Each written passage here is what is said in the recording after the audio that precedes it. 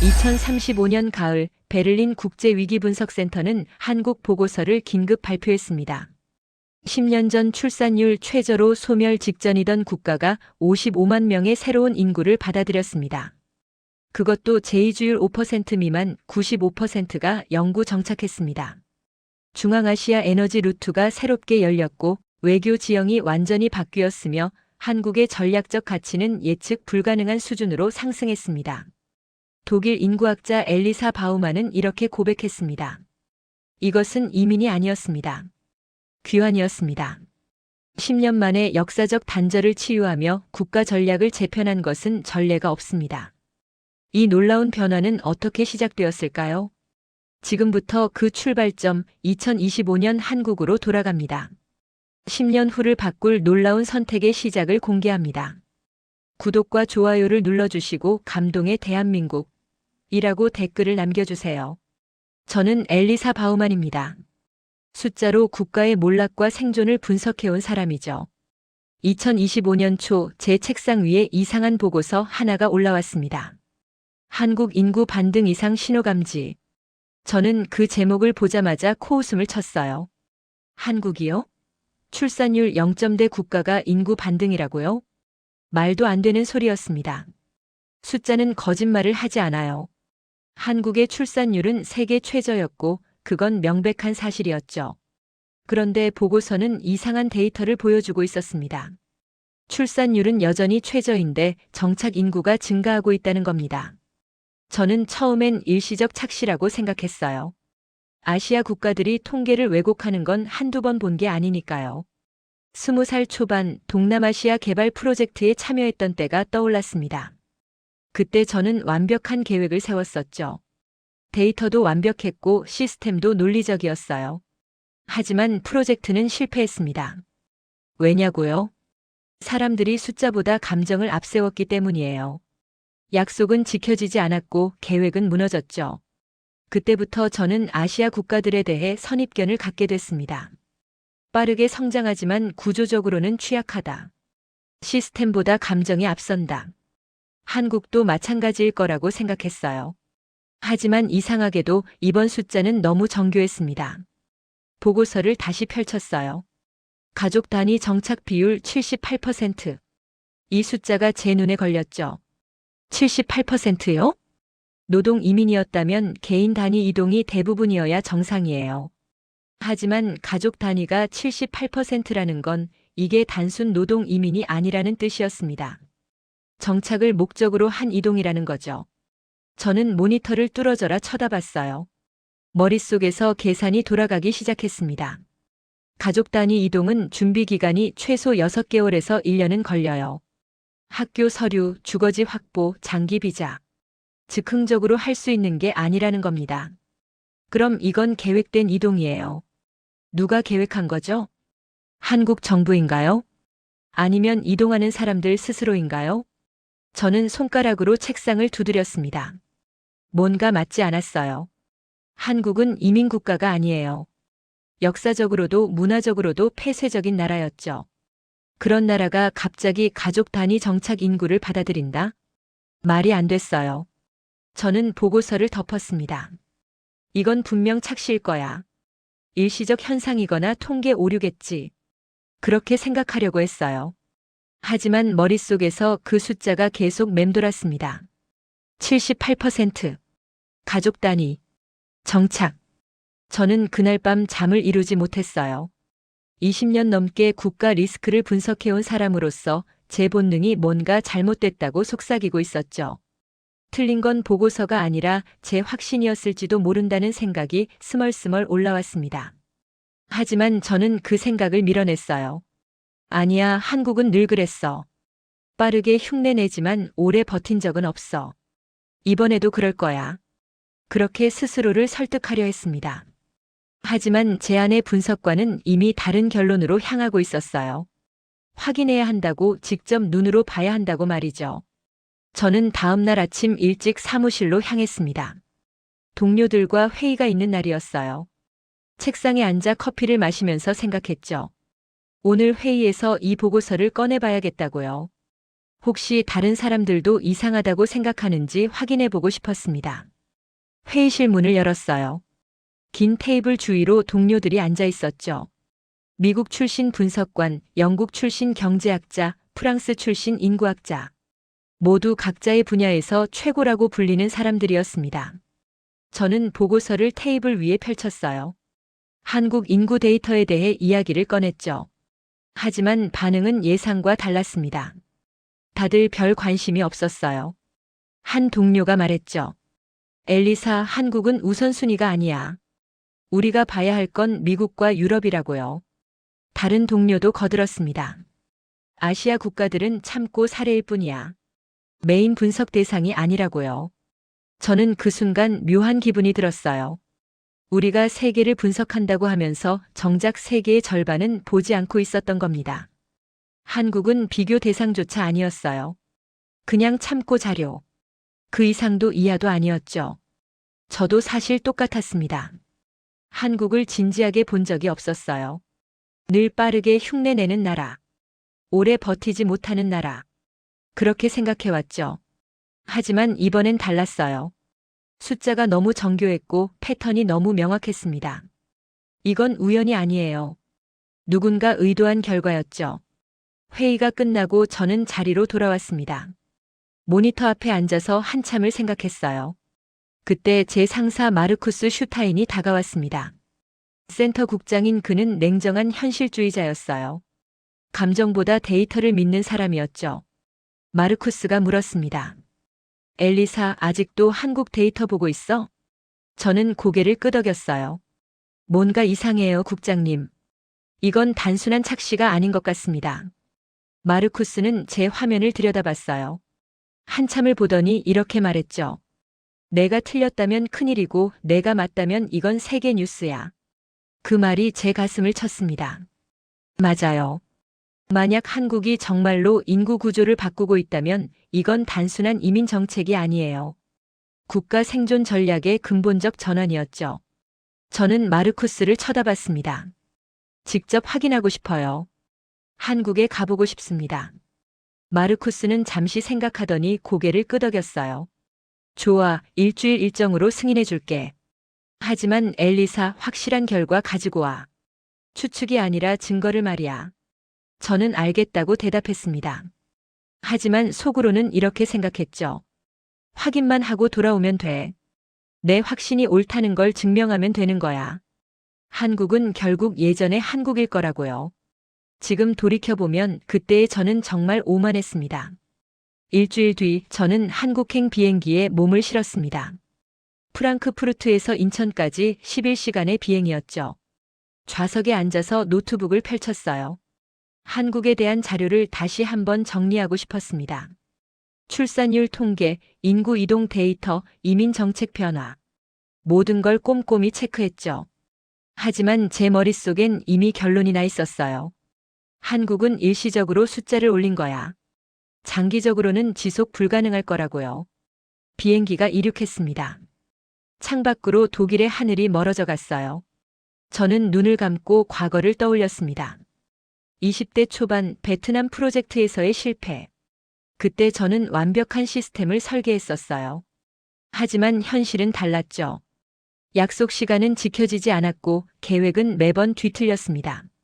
사람들은 감정으로 움직였어요. 논리가 아니라 관계로, 시스템이 아니라 인정으로요. 그때 저는 깨달았습니다.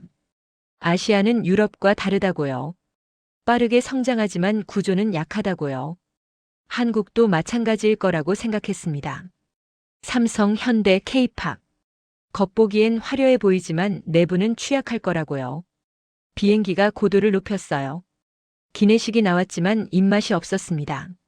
저는 계속 데이터를 들여다봤어요. 가족 단위 정착 비율 78%. 이 숫자가 계속 제 눈에 밟혔죠. 도대체 누가 가족을 데리고 한국으로 가는 거지? 한국어도 어렵고 문화도 폐쇄적인데요. 이해가 안 됐어요. 옆자리 승객이 말을 걸어왔습니다. 한국 가세요? 네, 출장이에요. 저는 간단히 대답했죠. 그 사람은 웃으며 말했습니다. 한국 좋은 나라예요. 제 조카가 거기 살거든요. 저는 별 관심 없이 고개만 끄덕였어요. 하지만 그 사람은 계속 이야기를 이어갔습니다. 조카가 카자흐스탄에서 한국으로 이사 갔어요. 가족 전부 데리고요. 제 귀가 번쩍 뜨였습니다. 카자흐스탄에서요? 왜 한국으로요? 그 사람은 잠시 생각하더니 말했죠. 글쎄요, 조카 말로는 돌아가는 거래요. 할머니 고향이랍니다. 돌아간다. 그 단어가 제 머릿속에 꽂혔어요. 이민이 아니라 귀환이라는 건가요? 저는 더 물어보고 싶었지만 그 사람은 이미 잠에 빠져들고 있었습니다. 비행기 안은 조용했어요. 하지만 제 머릿속은 시끄러웠죠. 돌아간다. 고향. 할머니. 이건 단순한 경제 이민과는 다른 차원의 이야기였습니다. 정체성의 이동이에요. 뿌리를 찾아가는 움직임이었죠. 하지만 저는 여전히 회의적이었어요. 정체성만으로 가족 전체가 이동한다고. 말이 안 돼. 분명 경제적 이유가 더 클 거야. 그렇게 스스로를 설득했습니다. 비행기가 인천공항에 착륙했어요. 한국 땅을 밟은 건 처음이었습니다. 공항은 깨끗하고 효율적이었어요. 입국 심사도 빠르게 진행됐죠. 저는 수화물을 찾으러 갔습니다. 컨베이어 벨트 앞에 서서 기다리는데 주변을 둘러보게 됐어요. 그때 제 눈에 들어온 광경이 있었습니다. 한쪽 구석에서 가족 단위로 서 있는 사람들이 보였어요. 중앙아시아 출신으로 보이는 얼굴들이었죠. 아이 손을 잡은 부모, 큰 가방들, 서류 봉투를 든 사람들. 저는 무의식적으로 다가갔습니다. 그들의 서류를 슬쩍 봤어요. 장기 체류 비자, 학교 등록 서류, 주택 임대 계약서. 이건 관광이 아니에요. 단기 노동도 아니었죠. 완전한 정착 준비였습니다. 제 심장이 빠르게 뛰기 시작했어요. 분석관으로서의 본능이 깨어났죠. 저는 사람 수를 세기 시작했습니다. 1시간 동안 제가 본 가족 단위만 12그룹이었어요. 12그룹이요. 단 1시간 만에요. 하루면 몇 그룹일까요? 한 달이면요? 1년이면요? 머릿속에서 계산이 돌아갔습니다. 저는 노트북을 꺼내 메모를 시작했어요. 관찰 일시, 인원수, 특징들. 분석관의 습관이 작동하고 있었죠. 하지만 동시에 다른 감정도 올라왔습니다. 이건 숫자가 아니에요. 사람이었어요. 선택을 한 사람들. 미래를 건 사람들이었죠. 한 아이가 제 옆을 지나갔습니다. 6살쯤 돼 보이는 여자아이였어요. 엄마 손을 꼭 잡고 있었죠. 아이는 호기심 가득한 눈으로 주변을 둘러보고 있었습니다. 그 모습을 보는 순간 제 가슴이 뭉클해졌어요. 이 아이에게 한국은 뭘까요? 새로운 시작일까요? 아니면 돌아온 고향일까요? 저는 고개를 저었습니다. 감정에 휘둘리면 안 돼. 저는 분석가야 감정가가 아니라고요. 수화물을 찾아서 공항을 나왔습니다. 택시를 탔어요. 서울 시내 호텔로 가는 길이었죠. 기사님께 물어봤습니다. 요즘 중앙아시아에서 오는 사람들 많나요? 기사님은 백미러로 저를 봤어요. 많죠. 고려인들이요. 요즘 많이들 오더라고요. 왜 오는 것 같으세요? 글쎄요, 뿌리를 찾아서 온다고들 하던데요. 또 그 말이었습니다. 뿌리. 저는 창밖을 바라봤어요. 서울의 야경이 펼쳐지고 있었습니다. 높은 빌딩들, 밝은 불빛들. 확실히 발전한 나라였어요. 하지만 이게 사람들을 끌어당기는 이유일까요? 경제적 기회만으로는 설명이 안 돼요. 독일도 있고 미국도 있고 캐나다도 있는데요. 왜 굳이 언어도 어렵고 문화도 낯선 한국인가요? 저는 호텔에 체크인했습니다. 방에 들어가서 짐을 풀었죠. 창문을 열었어요. 서울의 밤 공기가 들어왔습니다. 조금 차갑고 조금 낯설었어요. 저는 침대에 앉아서 오늘 본 것들을 정리했습니다. 공항의 가족들, 서류들, 아이의 눈빛. 모든 게 제 예상과 달랐어요. 이건 일시적 현상이 아니었습니다. 계획된 이동, 준비된 정착이었죠. 하지만 여전히 의문은 남았어요. 왜 한국인가요? 무엇이 이 사람들을 이곳으로 이끄는 건가요? 저는 내일부터 본격적으로 조사를 시작하기로 했습니다. 정부 관계자 인터뷰, 정착 가정 방문, 데이터 수집. 모든 걸 직접 눈으로 확인할 거예요. 그리고 제 확신이 옳다는 걸 증명할 겁니다. 한국은 결국 일시적 성공에 불과할 거라고요. 하지만 잠자리에 누워서도 잠이 오지 않았습니다. 공항에서 본 그 아이의 얼굴이 자꾸 떠올랐어요. 호기심 가득한 눈빛, 미래를 향한 기대. 저는 이불을 덮으며 중얼거렸죠. 내일이면 알게 되겠지. 진실이 뭔지 말이야. 하지만 제 마음 한구석에서는 이미 알고 있었습니다. 제가 찾으려는 건 진실이 아니라 제 확신에 대한 증거였다는 걸요. 그리고 그건 분석가로서 가장 위험한 태도라는 것도요. 저는 눈을 감았습니다. 내일부터가 진짜 시작이에요. 한국이 제게 무엇을 보여줄지 저도 궁금했습니다. 다음 날 아침 저는 일찍 일어났습니다. 오전 9시에 한국통계청 담당자와 약속이 있었어요. 호텔 조식을 간단히 먹고 택시를 탔죠. 대전으로 가는 길이었습니다. 창밖으로 한국의 풍경이 지나갔어요. 고속도로는 깔끔했고 차들은 질서정연하게 달렸죠. 확실히 인프라는 잘 갖춰진 나라였습니다. 하지만 저는 여전히 회의적이었어요. 인프라만으로는 사람이 오지 않아요. 더 깊은 이유가 있을 거라고 생각했죠. 통계청에 도착했습니다. 담당자는 박민수라는 이름의 40대 남성이었어요. 반갑게 악수를 청하더군요. 멀리서 오셨습니다. 독일에서 오셨다고요? 네, 한국의 인구 정책을 연구하고 있습니다. 저는 노트북을 펼쳤어요. 준비해온 질문들이 빼곡했죠. 박민수 씨는 자료를 꺼냈습니다. 프레젠테이션 파일이 스크린에 떴어요. 최근 5년간 한국의 인구 이동 통계, 출생률, 사망률, 이민 이탈. 모든 숫자가 정확하게 정리돼 있었죠. 저는 집중해서 들었습니다. 그런데 한 가지 그래프가 제 눈길을 끌었어요. 고려인 정착 가구 수 변화. 2020년부터 급격히 증가하고 있었습니다. 제가 물었죠. 이 증가세가 계속될 거라고 보시나요? 박민수 씨는 잠시 생각하더니 대답했습니다. 단순 예측은 어렵습니다. 하지만 패턴은 명확해요. 어떤 패턴인가요? 가족 단위, 장기 정착, 그리고 제2주율이 낮다는 겁니다. 제2주율. 그 단어가 제 귀에 꽂혔어요. 일반적으로 이민자들은 다시 떠나는 비율이 높아요. 첫 정착지가 기대와 다르면 다른 나라로 가죠. 하지만 한국의 고려인들은 달랐습니다. 한 번 정착하면 거의 떠나지 않았어요. 왜 그럴까요? 저는 물었습니다. 박민수 씨는 웃으며 말했죠. 그걸 저도 알고 싶네요. 아마 직접 만나보시면 알 수 있을 겁니다. 직접 만나보라고요?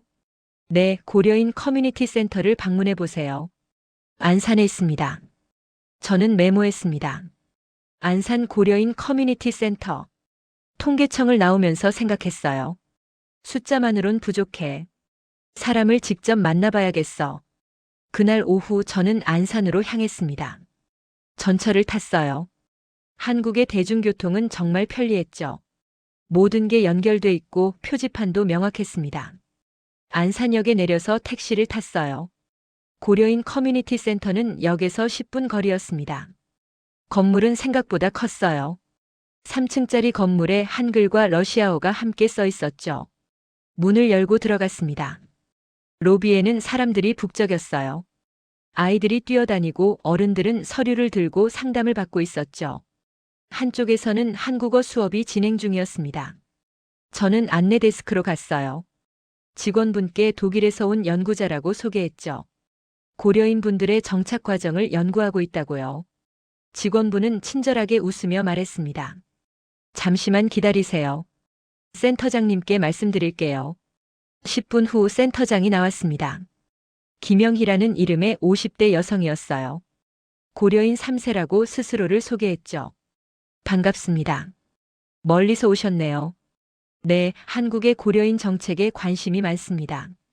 김영희 센터장은 저를 사무실로 안내했어요.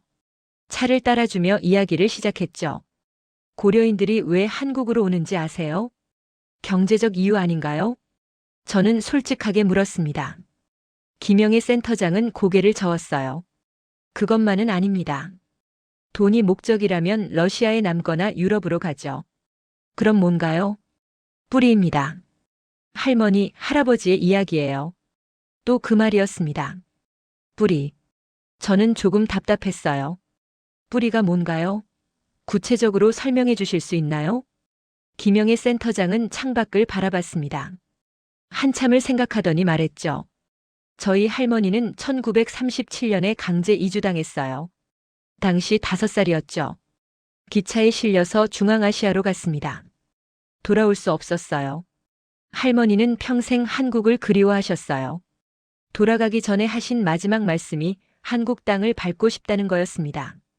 김영애 센터장의 목소리가 떨렸어요. 저도 모르게 가슴이 먹먹해졌죠. 할머니는 못 돌아오셨지만 저는 돌아왔습니다. 그게 고려인들이 한국에 오는 이유예요. 돈이 아니라 할머니의 꿈이죠. 저는 말문이 막혔습니다. 이건 제가 예상했던 대답이 아니었어요. 경제 논리, 시스템 분석, 정책 효과. 그런 걸 기대했는데 나온 건 할머니의 꿈이었죠. 잠시 침묵이 흘렀습니다. 김영애 센터장이 다시 말했어요. 누군가를 만나보시겠어요? 최근에 정착한 가족이 있습니다. 네, 만나보고 싶습니다. 김영애 센터장은 전화를 걸었어요. 잠시 후 한 남성이 들어왔습니다. 34살의 아르만 루슬라노프. 고려인 3세 AI 엔지니어라고 소개했죠. 저는 악수를 청했습니다. 반갑습니다. 몇 가지 여쭤봐도 될까요? 물론이죠. 아르만은 자신감 있는 목소리로 대답했어요. 저는 노트를 펼쳤습니다. 언제 한국에 오셨나요? 6개월 전입니다. 가족 모두 데리고 왔어요. 어디서 오셨어요? 카자흐스탄 알마티에서요. 왜 한국이었나요? 미국이나 유럽은 고려하지 않으셨나요? 아르마는 잠시 생각했습니다. 그곳들도 제안을 받았어요. 실리콘밸리에서도 연락이 왔었죠. 하지만 한국을 선택하셨군요. 네. 이유가 뭔가요? 아르마는 천천히 말했습니다. 할머니 때문입니다. 저는 펜을 멈췄어요. 또 할머니였습니다. 아르만이 계속 이야기했죠. 할머니가 돌아가시기 전에 제 손을 잡으셨어요. 그리고 이렇게 말씀하셨습니다. 아르마나, 너는 돌아갈 수 있구나. 그 말씀이 제 가슴에 꽂혔습니다. 저는 그때 깨달았어요. 제가 가진 기술, 능력, 기회. 이 모든 게 할머니의 희생 위에 있다는 걸요. 할머니는 못 돌아오셨지만 저는 돌아올 수 있었습니다. 그래서 왔어요. 저는 숨이 막히는 것 같았습니다. 이건 경제 계산이 아니었어요. 정체성의 이동이었죠. 뿌리를 찾는 여정이었습니다. 아르만의 눈빛이 흔들리지 않았어요. 확신에 차 있었죠. 저는 질문을 이어갔습니다. 가족들은 적응하고 있나요? 네, 아이가 학교에 다니고 있어요. 한국어도 빠르게 배우고 있습니다. 힘든 점은 없으세요? 있죠. 언어도 어렵고 문화도 다릅니다. 하지만 이건 돌아온 거예요. 이민이 아니라요. 그 차이가 큽니다.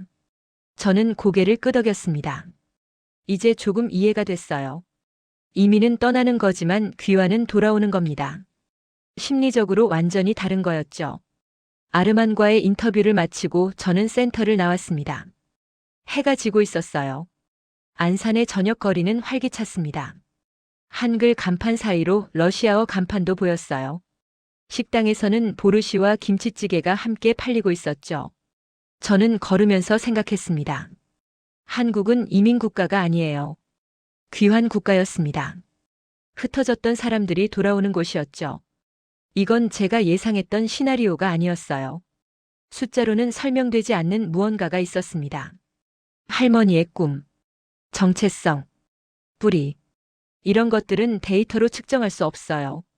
하지만 분명히 작동하고 있었습니다. 저는 호텔로 돌아왔습니다. 방에 들어가서 노트북을 펼쳤어요. 오늘 만난 사람들 들은 이야기들을 정리했죠. 그런데 이상했습니다. 제가 쓰려던 보고서의 방향이 흔들리고 있었어요. 한국은 일시적 성공이 아닐지도 몰라.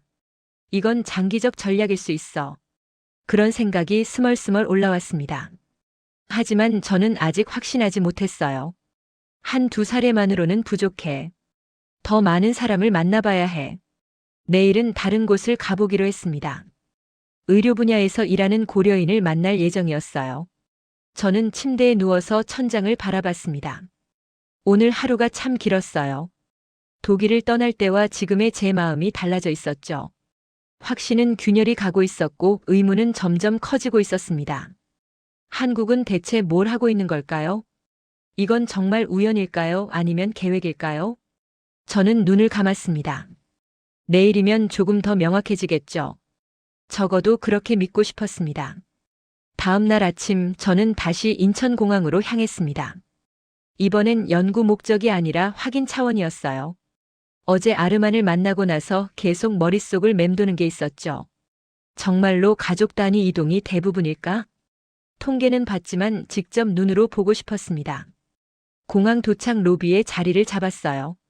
커피 한 잔을 들고 사람들을 관찰하기 시작했죠. 오전 10시부터 오후 2시까지 4시간 동안 저는 그곳에 앉아 있었습니다. 처음 보인 건 4명의 가족이었어요. 중앙아시아 얼굴이 분명했죠. 부모와 아이 둘. 큰 가방 4개와 손에 든 서류 봉투들.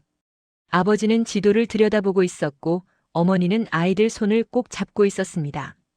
아이 중 하나가 주변을 두리번거렸어요.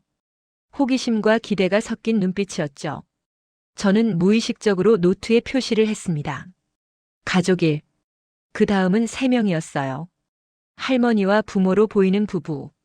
할머니는 지팡이를 짚고 계셨죠. 손녀로 보이는 젊은 여성이 할머니를 부축하고 있었습니다. 할머니의 눈에는 눈물이 고여 있었어요. 한국 땅을 밟는다는 게 어떤 의미인지 그 눈빛만으로도 알 수 있었습니다. 저는 가슴이 뭉클해졌어요. 이건 단순한 이동이 아니었습니다. 평생의 꿈이 이루어지는 순간이었죠. 가족이 노트에 또 표시했습니다. 1시간이 지났어요. 저는 이미 8가족을 세고 있었습니다. 모두 아이를 동반했고 모두 큰 짐을 가지고 있었어요. 단기 여행자의 짐이 아니었죠. 이사 짐이었습니다. 2시간째 15가족, 3시간째 23가족. 숫자는 계속 늘어났어요. 저는 분석관의 습관으로 패턴을 찾기 시작했습니다.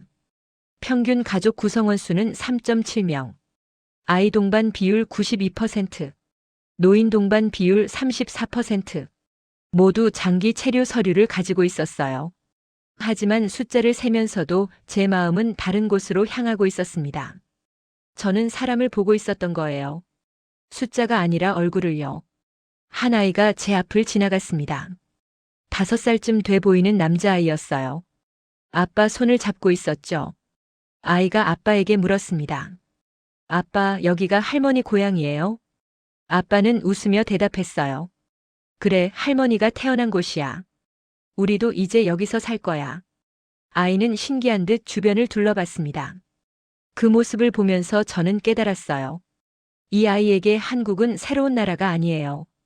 할머니의 이야기 속에 이미 존재했던 곳이었죠. 낯설지만 낯설지 않은 그런 곳이었습니다. 저는 커피를 한 모금 마셨어요.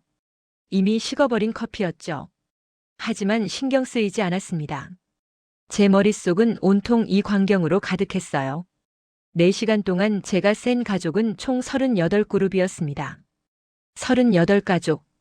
단 한 곳의 터미널에서 단 4시간 동안요. 이걸 하루로 확장하면 어떻게 될까요? 일주일이면요? 한 달이면요? 계산기를 꺼냈습니다. 하루 평균 100가족. 한 달이면 3,000가족. 1년이면 36,000가족. 평균 가족 구성원을 3.7명으로 잡으면요. 1년에 13만 명 이상이었습니다. 저는 숨이 멎는 것 같았어요. 13만 명요? 이건 작은 도시 하나의 인구예요. 매년 작은 도시 하나만큼의 사람들이 한국으로 오고 있었던 겁니다. 그리고 이들은 떠나지 않았어요. 재의주율이 낮다는 통계를 떠올렸죠. 한 번 오면 정착한다는 의미였습니다. 저는 노트북을 열었어요. 독일로 보낼 중간 보고서를 작성하기 시작했죠. 하지만 손이 멈췄습니다. 뭐라고 써야 할까요? 한국의 고려인 정책은 성공적이다. 아니면 이건 일시적 현상이다. 저는 확신할 수 없었어요. 숫자는 명확했습니다. 패턴도 분명했죠. 하지만 이유가 불분명했어요. 왜 이 사람들은 한국을 선택했을까요? 경제만으로는 설명이 안 돼요. 카자흐스탄의 소득 수준도 나쁘지 않고 러시아로 가는 게 더 쉬웠을 텐데요. 유럽이나 미국이 더 매력적이지 않나요? 하지만 이들은 한국을 선택했습니다. 뿌리 때문에, 정체성 때문에, 할머니의 꿈 때문에요. 저는 화면을 바라봤습니다. 보고서 제목란이 비어 있었어요. 한참을 고민하다가 이렇게 썼습니다. 한국 고려인 정책 현장 조사 중간 보고. 예상과 다른 패턴 발견. 추가 조사 필요. 그리고 파일을 저장했죠. 마르쿠스 국장에게 보내지는 않았습니다. 아직 확신이 서지 않았어요. 더 봐야 했죠. 공항을 나왔습니다. 하늘은 맑았어요. 한국의 가을 하늘은 정말 높고 푸르더군요. 저는 택시를 탔습니다. 다음 일정지로 향하는 길이었어요. 서울 시내의 한 병원. 거기서 일하는 고려인 의사를 만나기로 했죠. 택시 안에서 창밖을 바라봤습니다. 서울의 거리는 북적였어요. 사람들은 바쁘게 걸어 다녔죠. 그 중에는 고려인도 섞여 있을 거예요. 이미 이 도시의 일부가 된 사람들이요. 저는 문득 궁금해졌습니다. 10년 후 한국은 어떤 모습일까요? 이 사람들이 뿌리 내리고 아이들이 자라고 손주들이 태어나면요. 한국은 여전히 단일민족 국가일까요? 아니면 다문화 국가가 될까요? 그리고 그게 한국의 어떤 의미일까요? 저는 고개를 저었습니다. 너무 앞서가고 있어. 지금은 현재를 봐야 해.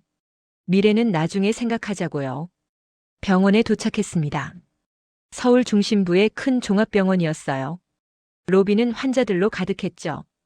안내 데스크에서 밀라 김 선생님을 찾는다고 했습니다. 잠시 기다리라는 말과 함께 직원분이 어디론가 전화를 걸었어요. 10분 후 한 여성이 나타났습니다. 41살의 밀라 김. 고려인 출신 소아과 의사였죠. 흰 가운을 입고 있었지만 표정은 피곤해 보였습니다. 반갑습니다. 독일에서 오셨다고요? 네, 고려인 정착 과정을 연구하고 있습니다. 밀라 김은 고개를 끄덕였어요. 시간이 많지 않아요. 30분 정도 괜찮을까요? 물론입니다. 우리는 병원 구내 카페테리아로 갔습니다. 커피를 주문하고 자리에 앉았죠. 밀라 김은 한숨을 쉬며 말했습니다. 오늘도 정신 없었어요. 환자가 너무 많아서요. 힘드시겠습니다. 괜찮아요. 이 정도는 견딜만해요. 저는 노트를 펼쳤습니다. 언제 한국에 오셨나요? 2년 전입니다. 어디서 오셨어요? 우즈베키스탄 타슈켄트에서요. 본국에서는 어떤 일을 하셨나요? 소아과 전문의였어요. 10년 경력이었죠. 그런데 한국에서는요? 밀라 김은 쓴웃음을 지었습니다. 다시 수련회부터 시작했어요. 제 심장이 쿵 내려앉았습니다. 전문의에서 수련의로요? 네, 한국 의사 면허를 따야 하니까요. 저는 말문이 막혔어요. 이건 예상 밖이었습니다. 선진국으로 온 사람이 더 낮은 자리에서 시작한다니요. 왜 그런 선택을 하셨나요? 밀라 김은 커피를 한 모금 마셨습니다. 한참을 생각하더니 천천히 말했어요. 남편이 반대했어요. 당연하죠. 타슈켄트에서는 제가 존경받는 의사였으니까요. 한국에 가면 다시 시작해야 한다는 거 남편은 받아들일 수 없었어요. 그런데도 오셨군요. 네, 아이 때문이었습니다. 아이요? 밀라 김의 눈빛이 흔들렸어요. 제 딸이 8살이에요. 타슈켄트에서도 좋은 학교에 다녔죠. 하지만 저는 알고 있었어요. 딸이 자라면서 정체성 혼란을 겪을 거라는 걸요. 우즈베키스탄 사람도 아니고 러시아 사람도 아니고 한국 사람도 아닌 애매한 위치. 저는 그걸 견딜 수 없었습니다. 밀라 김의 목소리에 힘이 실렸어요. 딸이 뿌리를 알았으면 좋겠어요. 자기가 누구인지 어디서 왔는지 말이에요. 그래서 한국에 왔습니다. 제가 다시 수련이가 되더라도 딸이 뿌리를 찾을 수 있다면 감수할 수 있었어요. 저는 숨을 깊이 들이마셨습니다. 이건 단순한 이민이 아니었어요. 희생이었죠. 자존심을 내려놓는 선택이었습니다. 남편은 결국 동의하셨나요? 밀라 김은 고개를 끄덕였어요. 6개월 동안 설득했어요. 결국 남편도 이해했죠. 우리가 딸에게 줄 수 있는 가장 큰 선물은 돈이 아니라 정체성이라는 걸요. 지금은 어떠세요? 힘들어요. 솔직히 말하면요. 수련 과정도 어렵고 언어도 완벽하지 않아요. 하지만 후회는 안 해요. 딸이 학교에서 한국어로 이야기하는 걸 들을 때마다 잘했다는 생각이 들거든요. 저는 밀라 김을 바라봤습니다. 이 사람의 눈빛에는 피로가 있었지만 동시에 확신도 있었어요. 자기가 한 선택이 옳다는 확신이었죠. 앞으로의 계획은요? 밀라 김은 웃었습니다. 2년 후면 전문의 시험을 볼 수 있어요. 그때까지 버티는 거죠. 그리고 나서는 다시 소아과 의사로 일할 겁니다. 한국에서요. 네, 한국에서요. 이제 이곳이 제 나라니까요. 저는 노트에 적었습니다. 하지만 손이 떨리고 있었어요. 이 사람의 이야기가 제 가슴을 흔들고 있었죠. 밀라 김은 시계를 봤습니다. 죄송해요. 이제 돌아가야 할 것 같아요. 아, 네. 시간 내주셔서 감사합니다. 우리는 일어섰습니다. 밀라 김이 마지막으로 말했어요. 한 가지만 더 말씀드릴게요. 네, 말씀하세요. 사람들은 고려인들이 한국에 오는 걸 경제적 이민이라고 생각해요. 하지만 아니에요. 이건 귀환이에요. 할머니, 할아버지가 못 돌아온 그 길을 우리가 대신 걷는 거죠. 그게 고려인에게 한국이 갖는 의미입니다. 밀라 김은 그렇게 말하고 돌아섰습니다. 저는 그 자리에 서서 한참을 멍하니 있었어요. 귀환. 그 단어가 제 머릿속을 가득 채웠습니다. 이건 제가 알던 이민 이론으로는 설명이 안 돼요. 푸시 풀 요인, 경제적 인센티브, 사회적 네트워크. 모든 이론이 무너지고 있었습니다. 저는 병원을 나왔어요. 서울의 저녁 거리가 펼쳐졌죠. 퇴근 시간이라 사람들로 붐볐습니다. 저는 걸으면서 생각했어요. 공항에서 본 38가족. 아르만의 할머니 이야기. 밀라 김의 희생. 이 모든 게 하나로 연결되고 있었습니다. 한국은 사람을 단순히 받아들이는 게 아니에요. 뿌리를 돌려주고 있었죠. 흩어졌던 가족을 다시 모으고 있었습니다. 그리고 그게 숫자로 나타나고 있었어요. 정착률, 재이주율, 가족 단위 비율. 모든 숫자가 이 이야기를 증명하고 있었습니다. 저는 호텔로 돌아왔습니다. 방에 들어가서 침대에 주저앉았어요. 오늘 하루도 정말 길었습니다. 노트북을 열었죠. 보고서를 써야 했어요.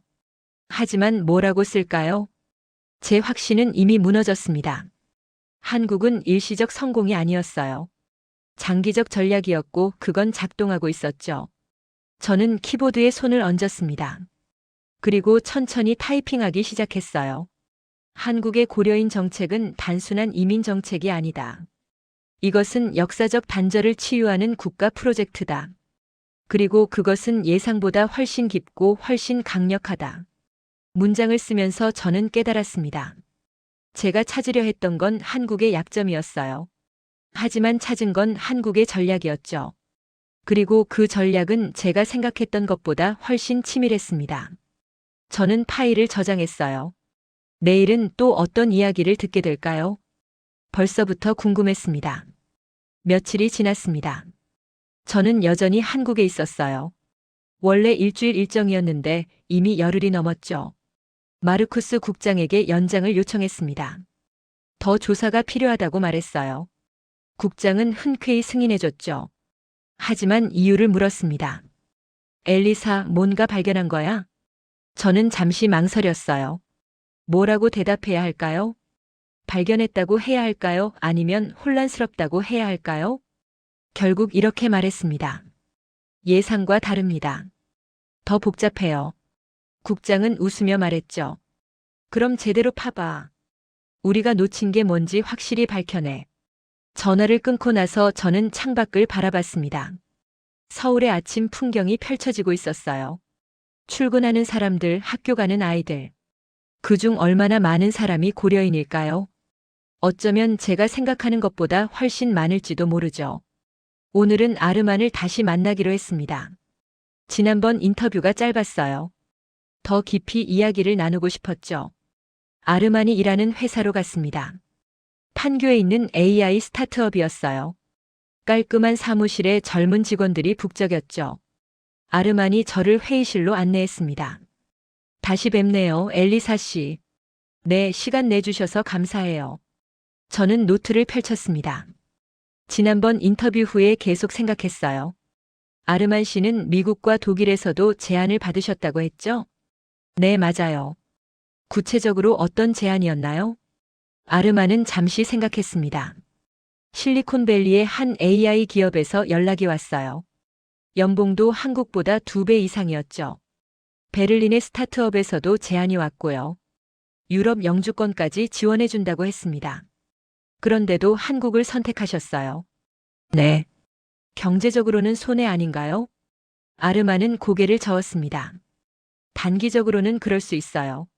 하지만 장기적으로는 아니에요. 무슨 뜻인가요? 아르만은 천천히 말했습니다. 미국에 갔다면 저는 영원히 이민자였을 거예요. 아무리 성공해도 외국인이죠. 아이들도 마찬가지고요. 하지만 한국은 달라요. 저는 돌아온 거니까요. 할머니의 손자가 집에 돌아온 거예요. 그 차이가 뭔가요? 아르만의 눈빛이 진지해졌습니다. 소속감이요. 미국에서는 제가 아무리 노력해도 카자흐스탄 출신 이민자예요. 하지만 한국에서는 고려인이에요. 이 땅과 연결된 사람이죠. 아이들도 마찬가지예요. 미국에서 태어났다면 아시안 아메리칸이었겠지만 한국에서는 그냥 한국 사람이에요. 정체성의 문제였습니다. 저는 고개를 끄덕였어요. 이제 조금씩 이해가 되기 시작했죠. 가족들은 어떻게 생각하나요? 처음엔 반대가 심했어요. 특히 아내가요. 왜요? 아내는 알마티에서 잘 나가는 변호사였거든요. 한국에 오면 다시 시작해야 한다는 게 두려웠죠. 밀라 김과 비슷한 상황이었습니다. 그래서 어떻게 설득하셨어요? 아르마는 잠시 멈췄습니다. 설득하지 않았어요. 함께 결정했죠. 아내에게 물었어요. 우리 아이들이 자라서 정체성 혼란을 겪으면 어떻게 할 거냐고요. 카자흐스탄 사람도 아니고 러시아 사람도 아니고 한국 사람도 아닌 그 애매한 위치 말이에요. 아내도 그 문제를 고민하고 있었어요. 그래서 함께 결정했습니다. 우리 세대가 희생하더라도 아이들에게는 확실한 뿌리를 주자고요. 저는 가슴이 먹먹해졌습니다. 이건 단순한 이민 결정이 아니었어요. 세대를 건너는 선택이었죠. 지금은 후회 없으세요? 아르마는 웃었습니다. 없어요. 물론 힘들 때도 있죠. 언어도 완벽하지 않고 문화도 다르니까요. 하지만 아이가 학교에서 돌아와서 한국어로 이야기할 때요. 친구들과 한글로 메시지를 주고받을 때요. 그때 저는 확신해요. 잘한 선택이었다고요. 할머니는 뭐라고 하셨어요? 아르만의 표정이 부드러워졌습니다. 할머니는 제가 한국에 온다고 했을 때 우셨어요. 기쁨의 눈물이었죠. 할머니가 이렇게 말씀하셨어요. 아르만아, 너는 내가 못한 일을 하는구나. 할머니는 평생 한국을 그리워하셨거든요. 하지만 돌아갈 수 없었어요. 소련 시절엔 불가능했고 소련이 무너진 후에도 너무 늙으셨죠. 그래서 할머니 대신 제가 돌아온 거예요.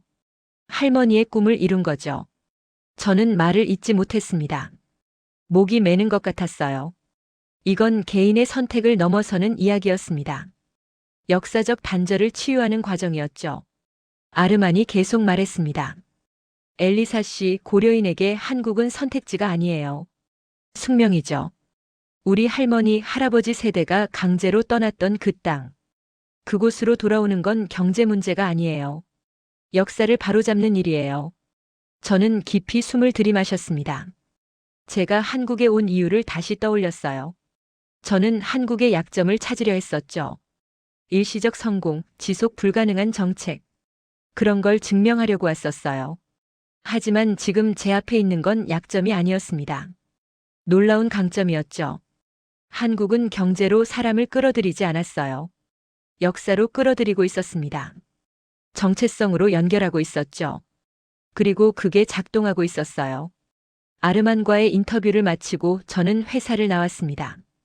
판교의 거리는 깨끗하고 현대적이었어요. IT 기업들이 즐비했죠. 저는 걸으면서 생각했습니다. 10년 전만 해도 이곳은 논밭이었을 거예요. 하지만 지금은 한국의 실리콘밸리가 됐죠. 그리고 여기서 일하는 사람 중 상당수가 고려인일 겁니다. 아르만 같은 사람들이요. 카페에 들어가서 커피를 주문했습니다. 자리에 앉아서 노트북을 펼쳤어요. 오늘 들은 이야기를 정리해야 했죠. 하지만 손이 움직이지 않았습니다. 저는 화면만 바라보고 있었어요. 제 안에서 무언가가 무너지고 있었습니다. 20년간 쌓아온 확신이요. 아시아 국가는 구조적으로 약하다. 빠르게 성장하지만 오래 버티지 못한다. 시스템보다 감정이 앞선다. 이 모든 생각이 틀렸을지도 몰라요. 아니, 틀렸어요. 한국은 감정을 시스템으로 만들고 있었습니다. 뿌리찾기를 국가 정책으로 승화시켰죠. 그리고 그게 놀라울 정도로 효과적이었어요. 저는 커피를 한 모금 마셨습니다. 쓴맛이 입안에 퍼졌죠. 하지만 정신이 맑아지는 것 같았어요. 제가 여기서 뭘 하고 있는지 다시 생각했습니다. 저는 분석가예요. 편견을 가져서는 안 되죠. 사실을 있는 그대로 봐야 해요. 그리고 지금 제 앞에 펼쳐진 사실은 명확했습니다. 한국은 성공하고 있었어요. 고려인 정책은 작동하고 있었죠. 그것도 제가 예상했던 것보다 훨씬 깊은 차원에서요. 저는 노트북에 타이핑하기 시작했습니다. 오늘의 인터뷰 내용, 아르만의 말, 할머니의 꿈, 정체성의 귀환, 모든 걸 빠짐없이 기록했어요. 그리고 마지막에 이렇게 썼습니다. 이것은 단순한 이민 정책이 아니다. 역사적 치유 프로젝트다. 그리고 그것은 예상보다 훨씬 강력하게 작동하고 있다. 파일을 저장하면서 저는 깨달았습니다. 제 보고서의 결론이 바뀌고 있다는 걸요. 처음 한국에 왔을 때와 지금의 제 생각이 완전히 달라졌어요. 그리고 아직 더 봐야 할 게 남아 있었습니다. 내일은 일본 학자를 만나기로 했어요. 일본의 실패 사례를 연구한 사람이죠. 한국과 일본의 차이가 뭔지 알고 싶었습니다. 왜 일본은 실패했고 한국은 성공하고 있는지요. 저는 카페를 나왔습니다. 저녁 하늘이 붉게 물들고 있었어요. 판교의 빌딩들이 석양을 받아 빛나고 있었죠. 아름다운 풍경이었습니다. 하지만 제 머릿속은 복잡했어요. 제가 독일로 돌아가면 뭐라고 보고해야 할까요? 한국은 성공할 것이다. 고려인 정책은 지속 가능하다. 그렇게 확신할 수 있을까요? 저는 아직 확신하지 못했습니다. 더 봐야 했어요. 더 깊이 들여다봐야 했죠. 하지만 한 가지는 확실했습니다.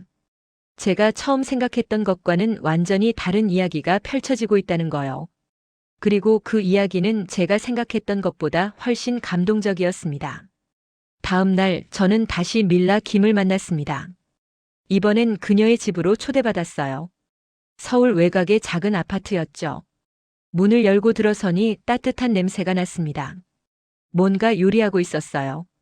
들어오세요. 간단히 저녁 준비했어요. 아, 제가 폐를 끼치는 거 아닌가요? 아니에요. 오랜만에 손님이라 반가워요. 거실은 아담했습니다. 한쪽 벽에는 가족 사진이 걸려 있었어요. 밀라 김 남편 그리고 어린 딸. 모두 환하게 웃고 있었죠. 식탁에 앉았습니다. 밀라 김이 음식을 내왔어요. 보르시와 김치찌개가 함께 있었죠. 고려인 가정의 식탁이구나 싶었습니다. 두 문화가 자연스럽게 섞여 있었어요. 맛있게 먹었습니다. 밀라 김의 요리 실력은 훌륭했어요. 식사 중에 그녀의 딸이 학교에서 돌아왔습니다. 8살 소녀였어요. 엄마 다녀왔어요. 완벽한 한국어였습니다. 소녀는 저를 보고 잠시 멈칫했죠. 안녕하세요. 저는 소피아예요. 저도 인사했습니다. 안녕, 소피아. 학교는 재미있었니? 네. 오늘 미술 시간에 그림 그렸어요. 소피아는 가방에서 그림을 꺼냈습니다. 한국의 풍경화였어요. 산과 한옥이 그려져 있었죠. 정말 잘 그렸구나. 소피아는 환하게 웃었습니다. 그 모습을 보면서 저는 밀라 김을 떠올렸어요. 이 아이를 위해 전문의 자리를 포기하고 수련회부터 다시 시작한 어머니. 그 선택의 무게가 느껴졌습니다. 소피아가 자기 방으로 들어간 후 밀라 김이 말했습니다. 소피아를 보면 제가 잘한 선택이라는 확신이 들어요. 저는 고개를 끄덕였습니다. 지난번에 여쭤보지 못한 게 있어요. 뭔가요? 남편분은 지금 뭘 하시나요? 밀라 김의 표정이 잠시 어두워졌습니다. 한국어를 배우고 있어요. 타슈켄트에서는 건축가였는데 한국에서는 아직 일을 못 구했어요. 자격증이 인정되지 않아서요. 또 한 번의 희생이었습니다. 힘드시겠어요? 네, 솔직히 말하면 힘들어요. 남편도 저도 본국에서는 전문직이었거든요. 여기서는 다시 바닥부터 시작하는 거죠. 그런데도 후회는 안 하시나요? 밀라 김은 잠시 생각했습니다. 후회요? 가끔은 해요. 특히 힘들 때는요. 타슈켄트에 있었다면 지금쯤 어땠을까 생각도 하죠. 하지만 소피아를 보면 그런 생각이 사라져요. 이 아이가 뿌리를 아는 것, 그게 가장 중요하니까요. 뿌리. 또 그 단어였습니다. 저는 천천히 물었습니다. 밀라 씨에게 뿌리가 뭔가요? 밀라 김은 창밖을 바라봤어요. 한참을 말이 없더니 천천히 이야기를 시작했습니다. 제 할머니 이야기를 해드릴게요. 할머니는 1937년에 강제 이주당했어요. 당시 7살이었죠. 기차에 실려서 중앙아시아로 갔습니다. 얼마나 많은 사람이 죽었는지 몰라요. 추위, 배고픔, 병. 할머니는 운 좋게 살아남았죠. 우즈베키스탄에 정착했어요. 그곳에서 평생을 사셨습니다. 결혼하고 아이 낳고 손주 보고. 하지만 할머니는 한 번도 자신을 우즈베키스탄 사람이라고 하지 않으셨어요. 늘 조선 사람이라고 하셨죠. 밀라 김의 목소리가 떨렸습니다. 할머니는 돌아가시기 전에 저에게 말씀하셨어요. 밀라야, 나는 못 돌아가지만 너는 갈 수 있을 거야. 그때를 잊지 말라고 하셨어요. 저는 그때 몰랐어요. 할머니 말씀이 무슨 뜻인지요. 하지만 소피아가 태어나고 나서 깨달았습니다. 할머니는 제가 뿌리를 찾길 원하셨던 거예요. 그래서 한국에 왔어요. 할머니의 소원을 이루기 위해서요. 저는 가슴이 먹먹해졌습니다. 이건 단순한 이민이 아니었어요. 세대를 건너는 약속이었죠. 밀라 김이 계속 말했습니다. 사람들은 물어요. 왜 굳이 한국이냐고요? 타슈켄트에서도 잘 살 수 있었잖냐고요. 맞아요, 잘 살았어요. 하지만 늘 뭔가 빠진 느낌이었어요. 우리가 누구인지 어디서 왔는지 그걸 모르고 사는 게 힘들었습니다. 특히 소피아가 자라면서 정체성에 대해 물어볼 때요. 엄마, 우리는 우즈베키스탄 사람이에요. 한국 사람이에요? 그 질문에 대답할 수가 없었어요. 그래서 결정했습니다. 한국에 가서 소피아에게 확실한 대답을 주자고요. 우리는 한국 사람이야. 이곳이 우리 뿌리야. 그렇게 자신있게 말하고 싶었어요. 저는 눈물이 날 것 같았습니다. 이 사람의 이야기가 제 가슴을 울리고 있었어요. 지금은 어떠세요? 그 대답을 자신있게 할 수 있나요? 밀라 김은 웃었습니다. 네, 이제는 할 수 있어요. 소피아가 물어보면 말해요. 우리는 한국 사람이야. 할머니의 고향이 바로 여기라고요. 그러면 소피아가 환하게 웃어요. 그 웃음을 볼 때마다 저는 확신해요. 잘한 선택이었다고요. 밀라 김은 차를 따라주었습니다.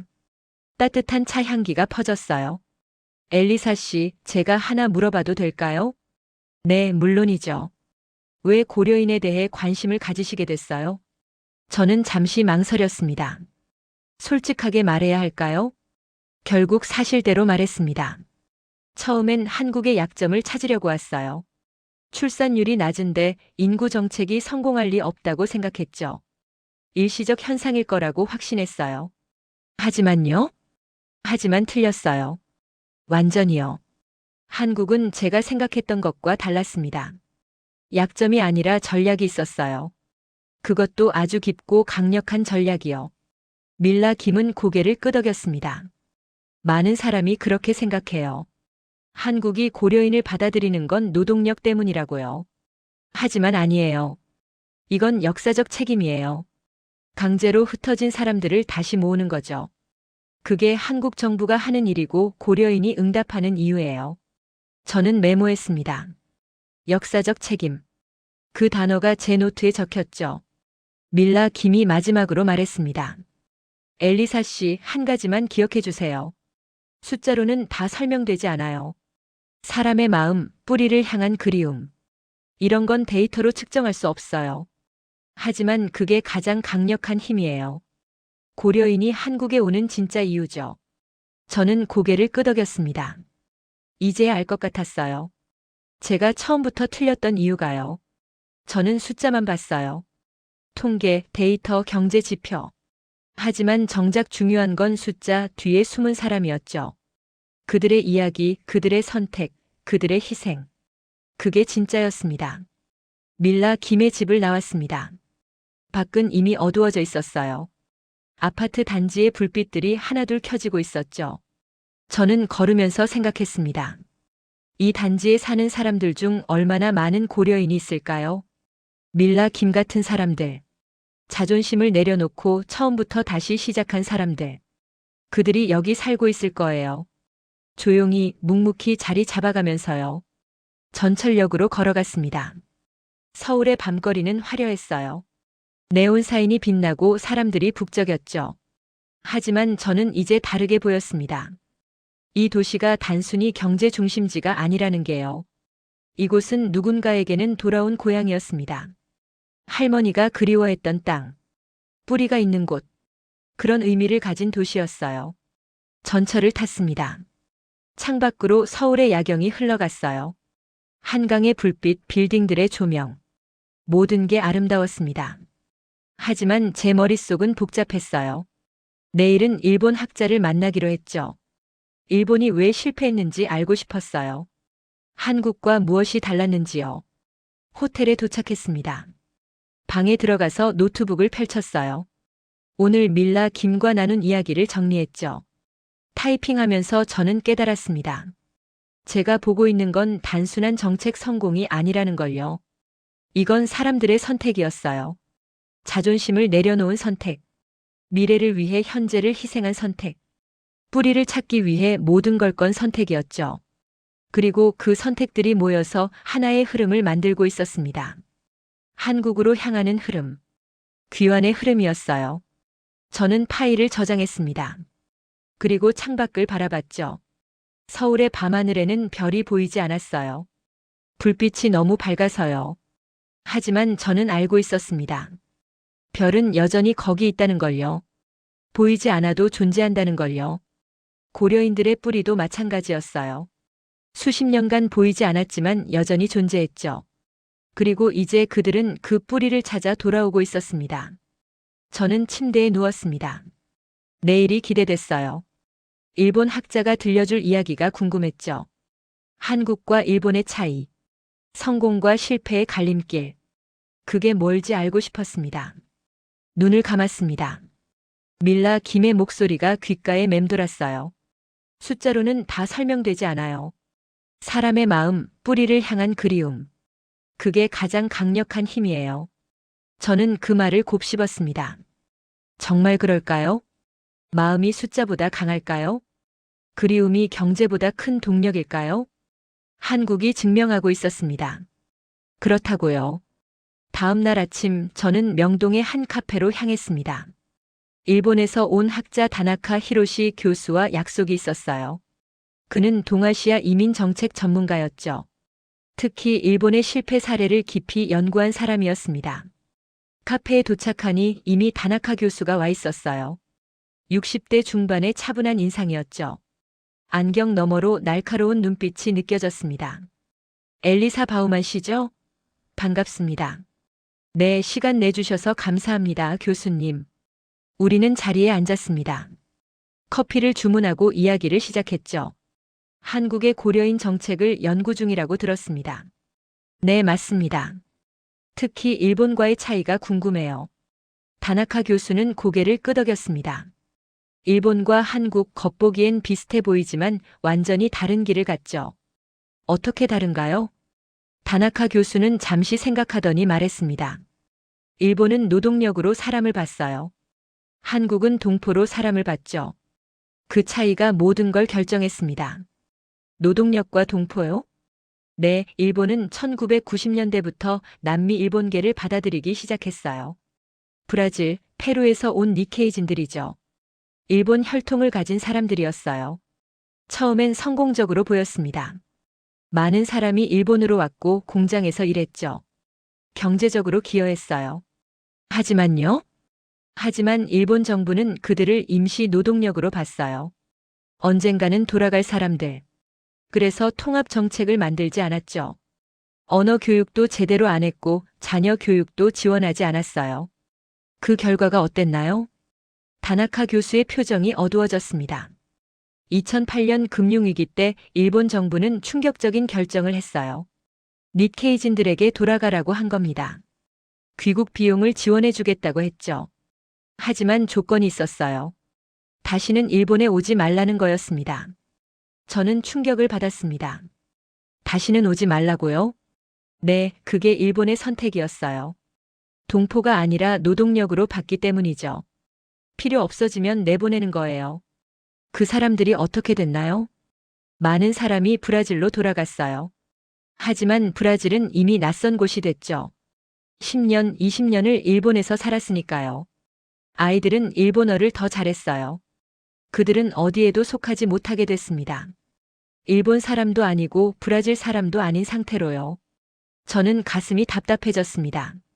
그럼 한국은요? 다나카 교수는 잠시 멈췄습니다. 한국은 달랐어요. 처음부터 동포로 봤죠.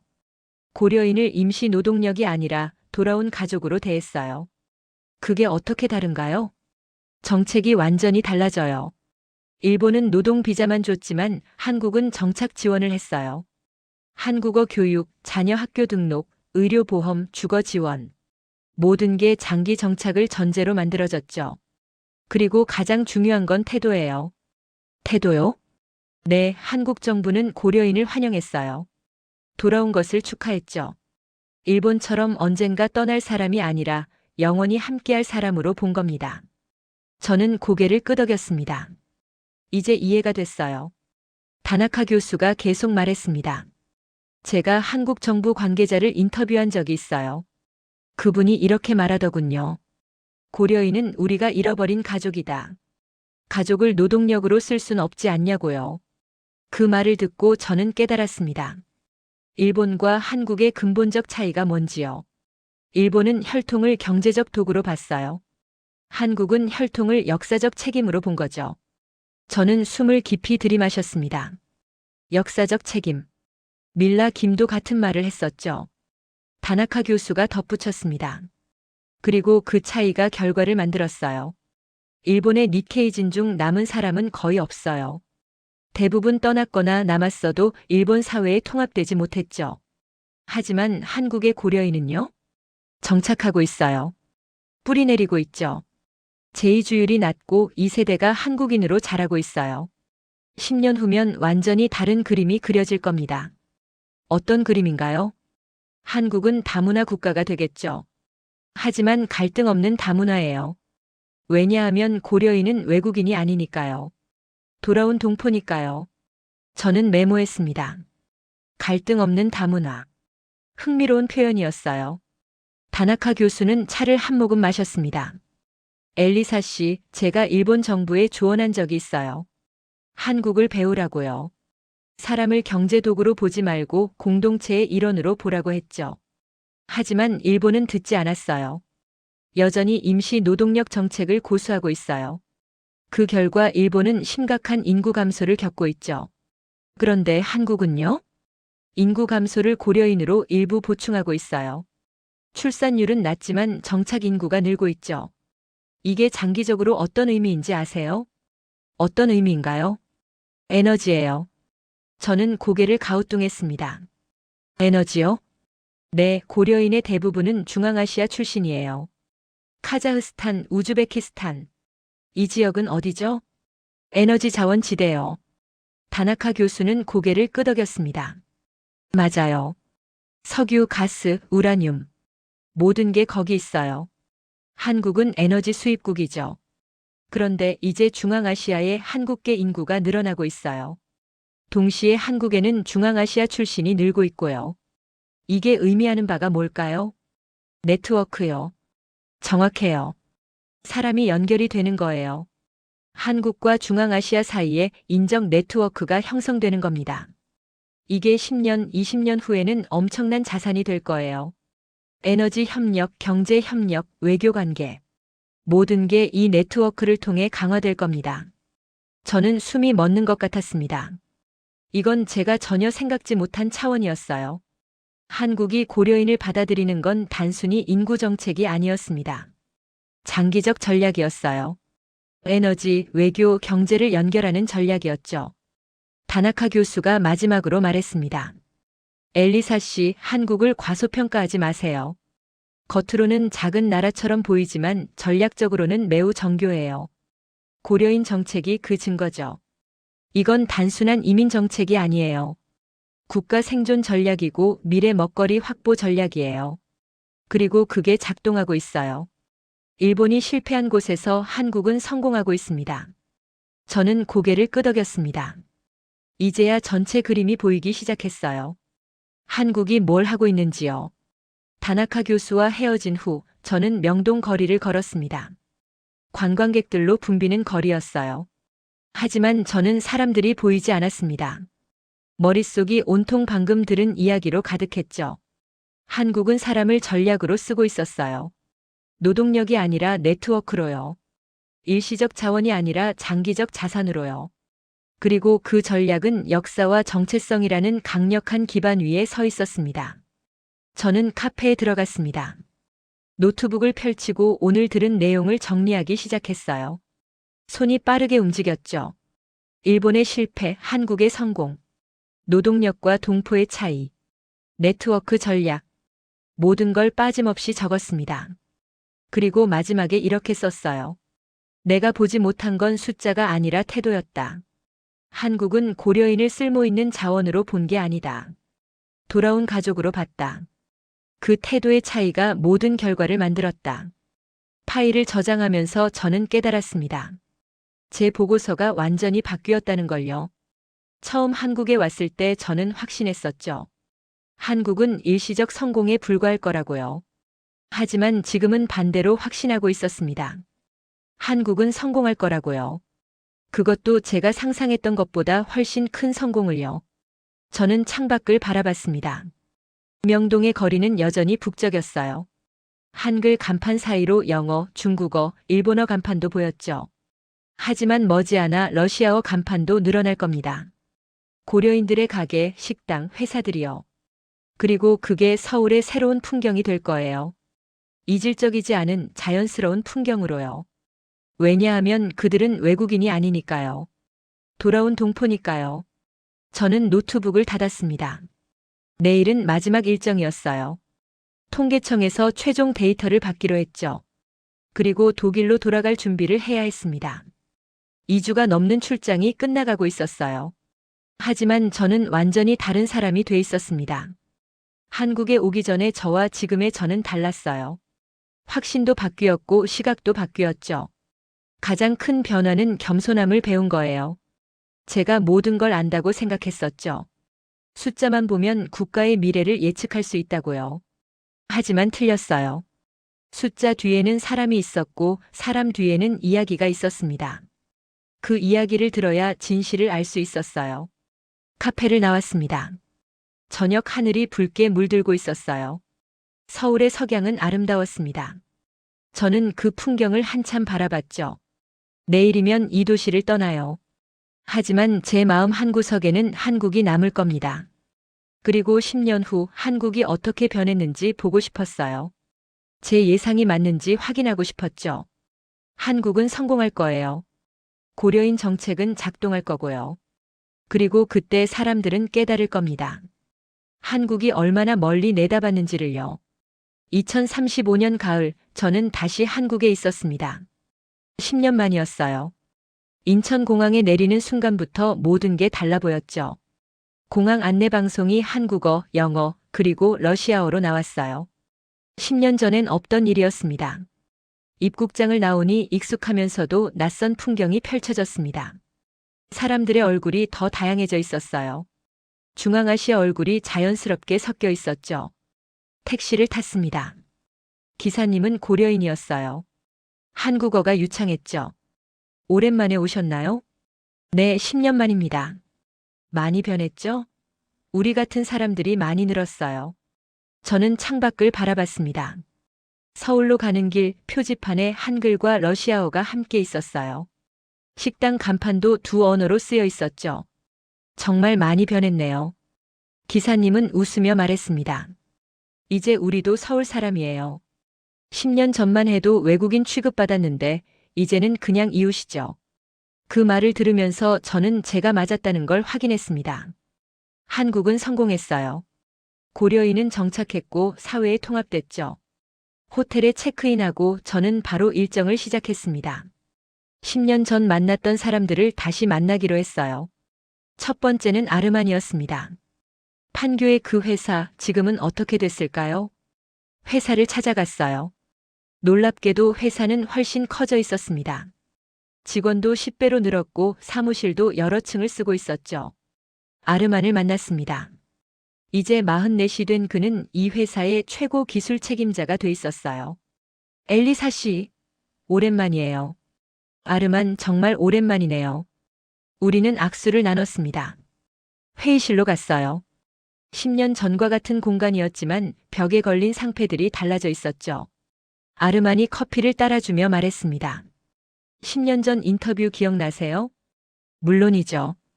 그때 당신은 갓 한국에 온 상태였죠. 맞아요. 그때 전 확신이 없었어요. 잘한 선택인지 아닌지요. 하지만 지금은요? 아르만은 환하게 웃었습니다. 최고의 선택이었어요. 회사도 성장했고 가족도 행복해요. 딸은 어떻게 됐나요? 딸은 이제 18이에요. 서울대 들어갔죠. 컴퓨터공학과요. 저는 박수를 쳤습니다. 축하해요. 고마워요. 딸이 완전한 한국 사람으로 자랐어요. 한국어도 완벽하고 친구들도 모두 한국 아이들이죠. 정체성 혼란은 전혀 없어요. 자기가 누구인지 확실히 알고 있어요. 그게 제가 원했던 거예요. 저는 고개를 끄덕였습니다. 아르만의 선택은 옳았어요. 할머니의 꿈도 이루어졌고요. 아르만이 말했습니다. 10년 전에 엘리사 씨가 물어봤죠. 왜 한국이냐고요? 저는 그때 할머니 이야기를 했어요. 네, 기억해요. 이제 저는 더 확실하게 대답할 수 있어요. 한국은 제게 기회를 준 게 아니에요. 뿌리를 돌려줬어요. 그게 돈보다 훨씬 값진 거예요. 저는 메모했습니다. 뿌리를 돌려줬다. 완벽한 표현이었어요. 아르만과 헤어지고 저는 밀라 김을 만나러 갔습니다. 10년 전 그 병원으로요. 놀랍게도 밀라 김은 여전히 그 병원에 있었어요. 하지만 이제는 소아과 과장이 돼 있었죠. 엘리사 씨, 정말 오랜만이에요. 밀라 씨 축하해요. 과장이 되셨네요. 밀라 김은 웃으며 말했습니다. 오래 걸렸지만 해냈어요. 10년 전 수련회에서 시작해서 이제 과장까지요. 쉽지 않았겠어요. 정말 힘들었어요. 하지만 후회는 없어요. 소피아는 어떻게 됐나요? 밀라 김의 눈이 반짝였습니다. 소피아는 이제 18이에요. 의대 들어갔어요. 저처럼 의사가 되고 싶대요. 저는 박수를 쳤습니다. 정말 잘 됐네요. 네, 소피아가 말했어요. 엄마처럼 사람을 돕고 싶다고요. 그리고 고려인 아이들을 위한 의사가 되고 싶대요. 저는 가슴이 뭉클했습니다. 희생은 다음 세대로 이어지고 있었어요. 밀라 김이 말했습니다. 10년 전 엘리사 씨에게 말했던 거 기억나세요? 뭐죠? 숫자로는 다 설명되지 않는다고 했죠. 사람의 마음, 뿌리를 향한 그리움. 그게 가장 강력한 힘이라고요. 네, 기억해요. 이제 증명됐어요. 10년 동안 우리는 여기 뿌리 내렸어요. 숫자가 아니라 마음으로요. 저는 고개를 끄덕였습니다. 밀라 긴 말이 맞았어요. 통계청에 마지막으로 들렀습니다. 10년 전 박민수 씨는 이제 국장이 돼 있었어요. 엘리사 씨 오랜만입니다. 국장님 축하드려요. 박민수 국장은 최신 데이터를 보여줬습니다. 2025년부터 2035년까지의 고려인 정착 통계였죠.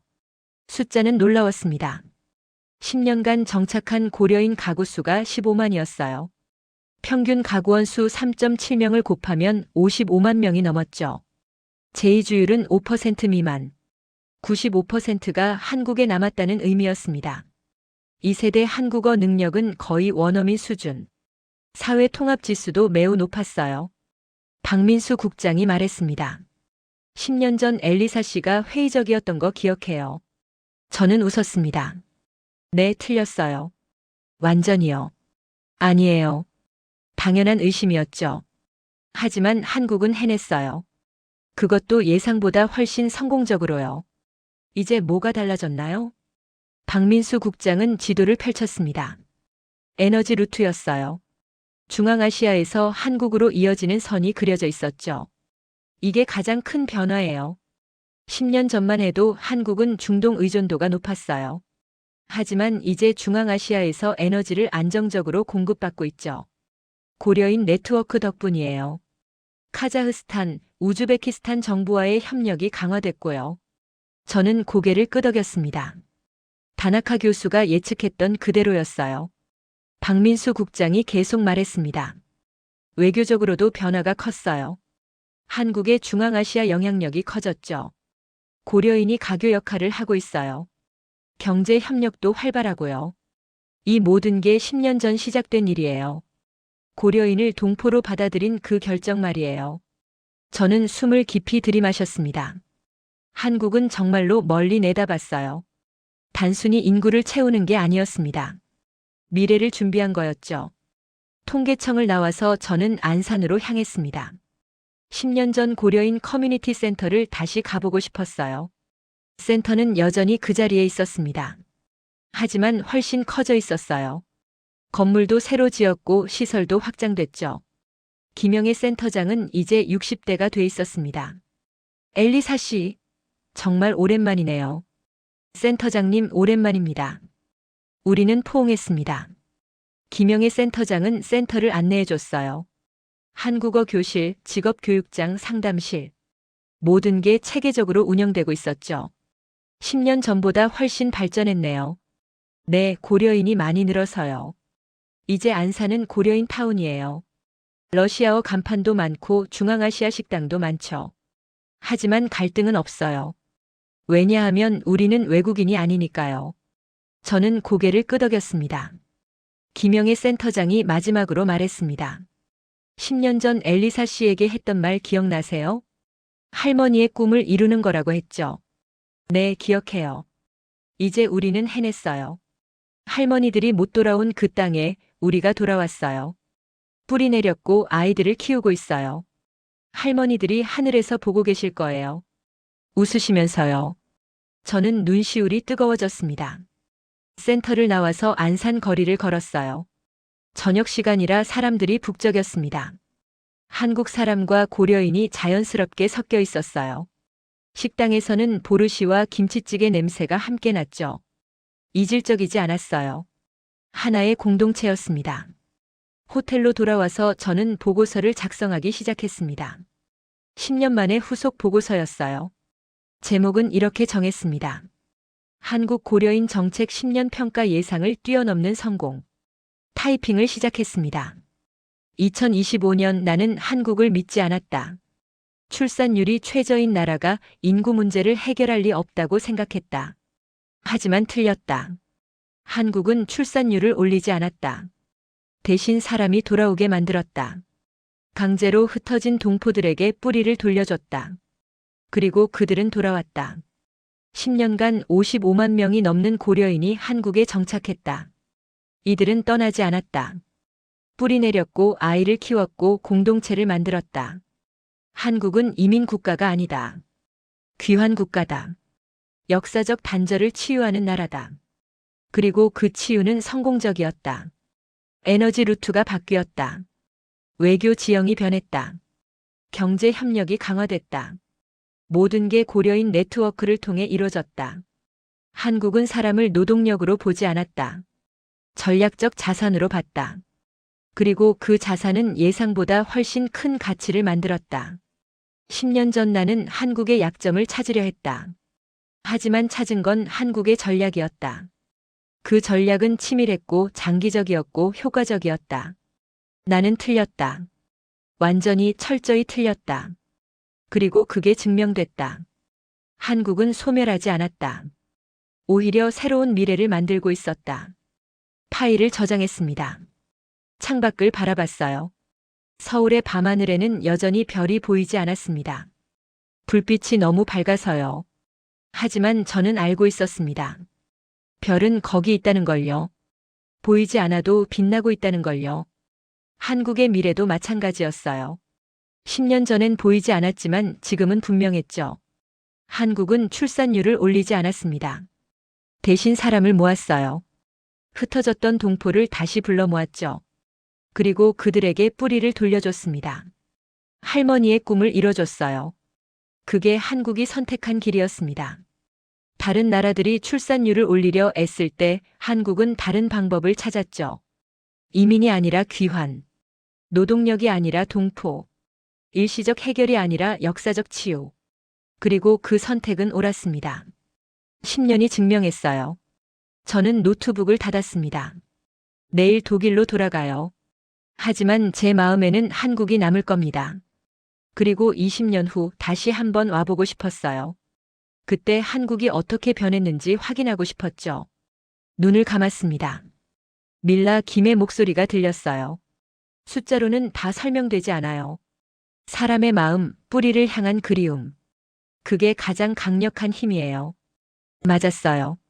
완전히 맞았습니다. 한국은 그 힘을 믿었고 그 힘이 한국을 바꿨어요. 저는 잠에 빠져들었습니다. 평화로운 잠이었죠. 한국은 출산율을 올리지 않았습니다. 대신 사람이 돌아오게 만들었어요.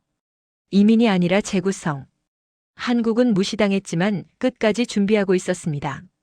10년 뒤 세계가 깨달았죠. 한국이 얼마나 멀리 내다봤는지를요. 감동특별시의 이야기는 여러분의 구독과 좋아요, 작은 관심으로 이루어집니다. 감동시민들의 이야기는 내일도 찾아오겠습니다. 감사합니다.